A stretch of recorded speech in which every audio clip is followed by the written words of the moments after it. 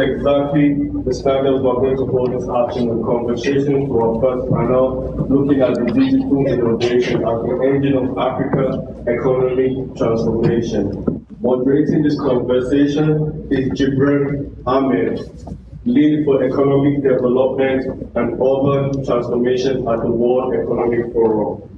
Joining him is Richard Osei Anim, Group CEO of Coral Reef Innovation, Africa and Senior Partner at Ishmael Yamson and Association, which digital learning platforms have reached nearly 1 million learners across the continent. Hugh Anetoh, Head Director of Volunteer Associate for Advancing Youth Voice Initiative, whose work sits at the intersection of AI, youth civic engagement. Jibran, the floor is yours. Welcome, Jibran.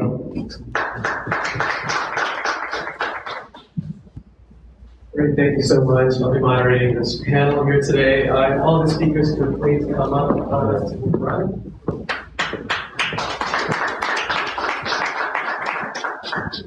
Well, I think we can get started. We can have a conversation while we're waiting.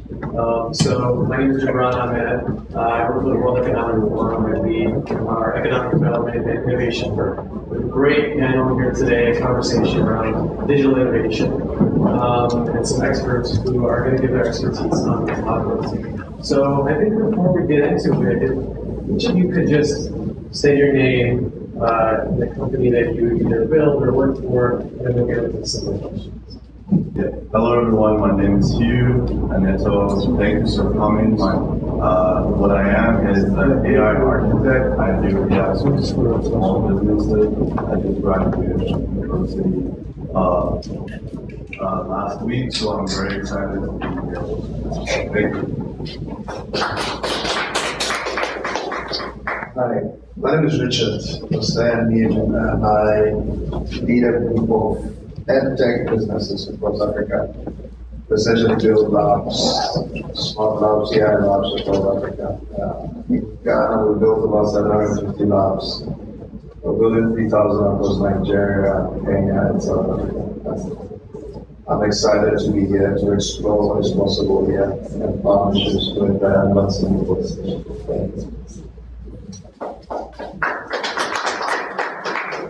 So today we're going to see what it actually takes to build digital capacity across Africa. So my first question is for you.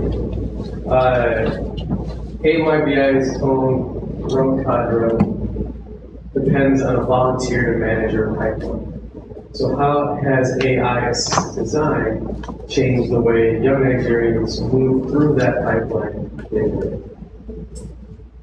The AYVI network has really impacted me. I've been a part of this journey for 4 years, and when I first started, I went through a pathway, which started from being a volunteer, giving my services, participating and kind of understanding what the mission of AYVI is, and how that helped me from that being a volunteer to a leader right now, which I'm participating and I'm creating strategic organizations and partnerships with AYVI and the mission has helped me. And AI has made it so much simpler because for somebody using AI, it makes productivity 10 times faster, it saves speed and time, and the work process that somebody joining AYVI and mission, it makes AYVI's mission easy because they don't have to get a degree to literally start learning things. All you need to do is plug in the mission of AYVI's network, and you're able to understand it and work with it because we are AI friendly, and AI is not coming to replace them. AI is only to amplify the work of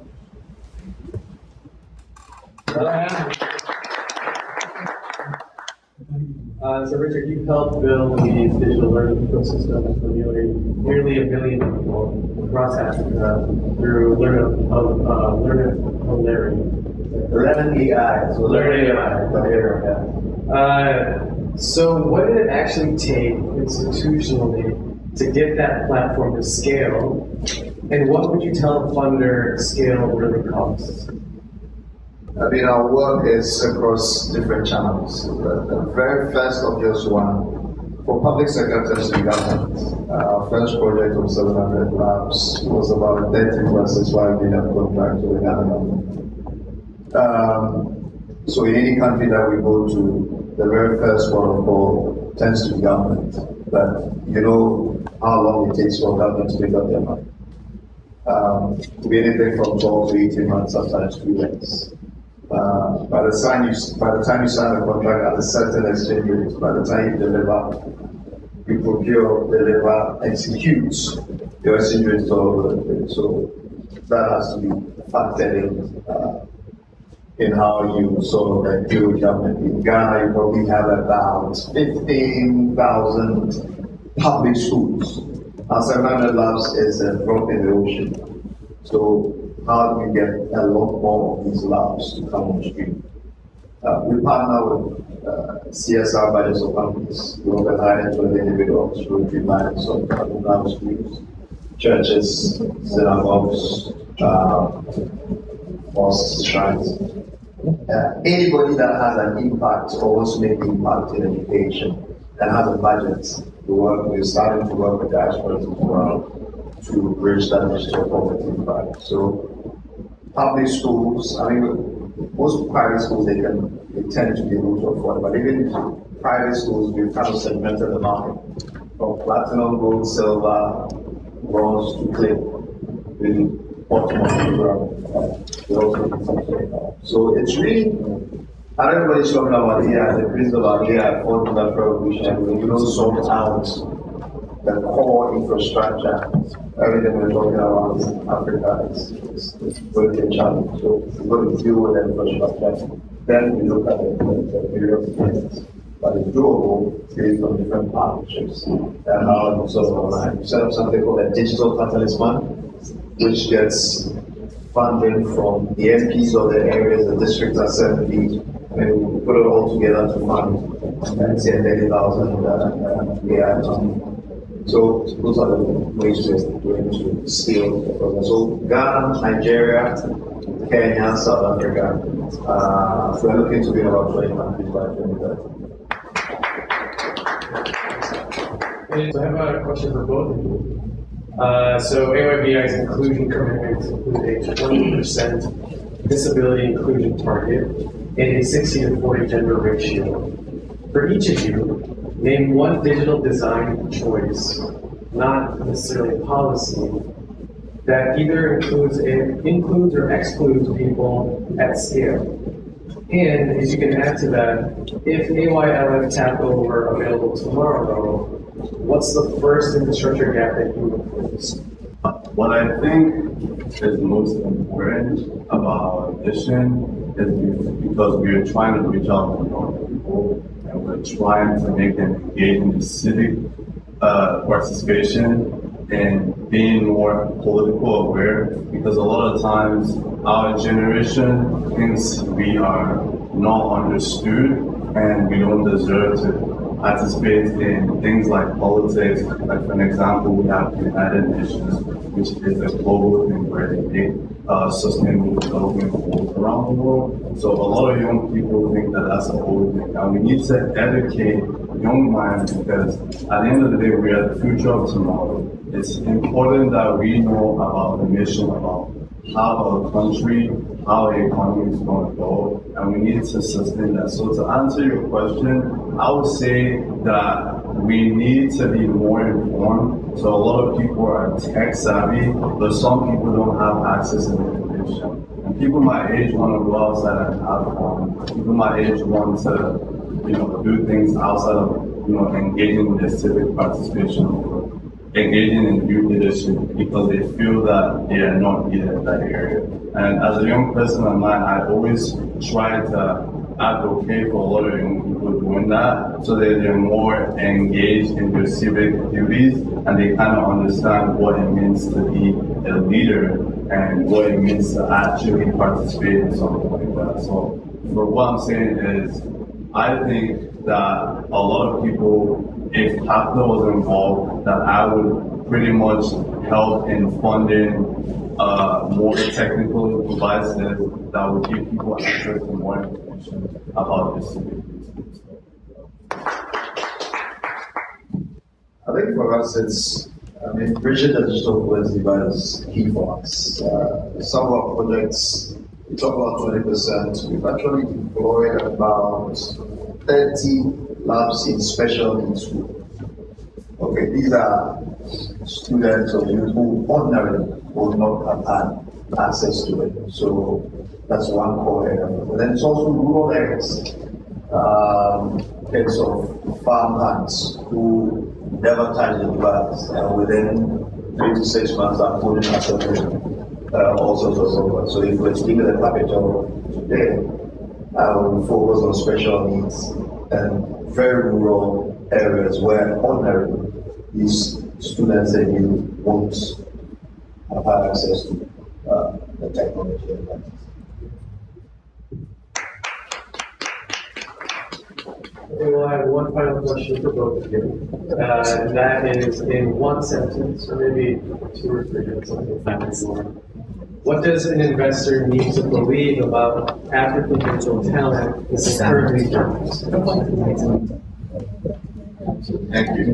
Well, investors need to believe in Africa is we have growing economy, we have populations, we have a lot of people, we have so much diverse population. By the next 10 years, we're probably going to be one of the most populated countries or continents in the whole world.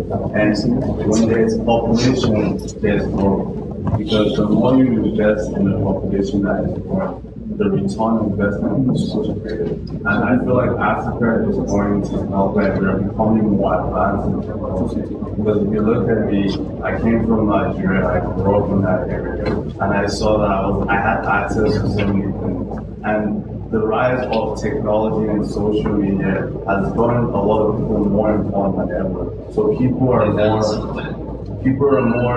empowered, people are more motivated to create solutions. I started as a young kid, not knowing what I wanted to do. I came to the United States and I started focusing on technology. My background is in computer information systems, and that has inspired me to create things. Now I'm working on an app. Now I'm working with other people. Now I'm trying to create more solutions. And business ideas are running through my head. I'm teaching people on social media how to use AI to create things that will better help people like me day-to-day activities. And one of my role models that I really inspired is the owner of Calendly, Tope Awotona. He's a Nigerian just like me, and he came to the US he came to the US with a goal. And I know he has so many businesses, but one of the businesses failed, and that is the problem of scheduling. Scheduling, just like now, we are always on schedule. And if you want to meet somebody and you don't know what their schedule, you send them your calendar, and that's a problem that has been solved. And I am trying to also bring that as my background and trying to make more improvements in that area. So I think the whole thing is just being well put together. The whole thing is just improving and using technology as a tool. Thank you. You probably would have seen the stats, as my colleague here said. By 2035, 40% of the world's population will be in housing. 1 billion people. Average age now is 19. Average age of most Western environments about 47, Asians 49. So, population-wise, the youngest segment will be in Africa. But population doesn't necessarily equate to talent. For investors, this is where you probably get another Bangalore or another Hyderabad or part of Africa. And when you trade these young people, what is your return on investments? For all these different, you probably will have, let me use another Silicon type value. I don't know what we call it, zebra value. Imagine from Africa. Before Aliko Dangote sort of came on the scene, a lot of people hadn't heard of it just recently. $1 billion, it's possible to build $1 billion business in Africa. MS, Bigway, and I bought banks at 35. Okay. So talent is not an issue. Talent is about access and utility. Those are the key challenges that it's in. And we've had students go global to competitions and walk the behinds of all sorts of students from different spaces. So the talent is not an issue. It's an give access, equity, and inclusion. An African kid can compete with anybody. So for a return on investment, looking down the road, and it's 10, 15, 20, see all sorts of companies emerging, built by young people. Well, tell all of your investor friends to wake up and invest in African talent, because there's plenty of it, as you can see here. So I want to thank our panelists today and thank you for listening.